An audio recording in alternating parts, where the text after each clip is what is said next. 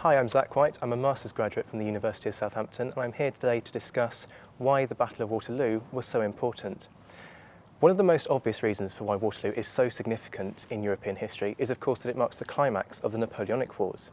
But Waterloo is far more than simply its position on a timeline. However, Waterloo is also primarily significant because it makes a fantastic story, and I think that's what really appeals to the public. Waterloo marks the culmination of two great military careers. It was the final battle for both Napoleon and for Wellington. For Napoleon and Wellington not to have met at Waterloo would have meant that Wellington's final battle would have been the battle at Toulouse, and this would have been an enormous disappointment.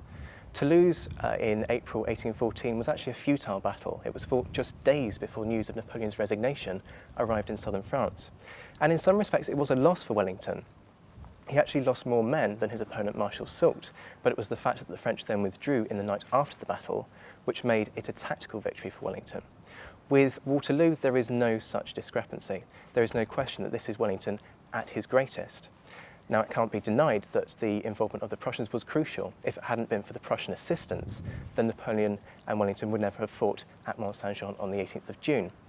However, one of the other great things about Waterloo, in terms of how it makes such a fantastic story, is that for scholars they are able to identify some of the great hallmarks of Napoleonic warfare in the battle. For Wellington, we can see a fantastic eye for the terrain, which he's become so famous for. We also have Wellington's use of the reverse slope, which is a tactic which he used many times during the Peninsular War. And finally, for those of us who feel that Wellington was a defensive general, which is open to debate, Wellington clearly fought a defensive victory, waiting for the Prussians to arrive.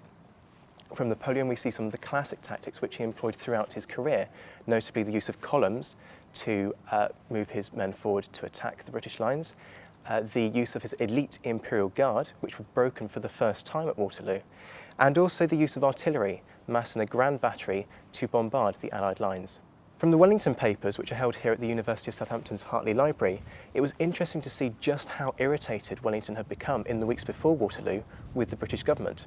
Wellington at one point goes so far as to accuse the British government of not taking the war seriously enough, and this was a major accusation. Wellington had made accusations against the government before in terms of their lack of support of the war, particularly during the Peninsular War, and I'm thinking here particularly of the time between 1810 and 1812, when the government was far less stable. In 1815, however, that wasn't the issue, and Wellington's anger was plain to see and also very interesting to observe. The last and probably the most interesting factor which I discovered was based on some work that I did with caricatures during the time. Some of my previous work on caricatures during the Peninsular War had identified a very Anglocentric focus. During much of the Peninsular War, there was very little acknowledgement of the contribution that other nations were making to the struggle against Napoleon. Now, that did change towards the end of the period, particularly by 1814, but there is always a sense that Britain is taking the heaviest load. Britain is lending the greatest hand to the struggle. And that continued at Waterloo despite the involvement of the Prussians.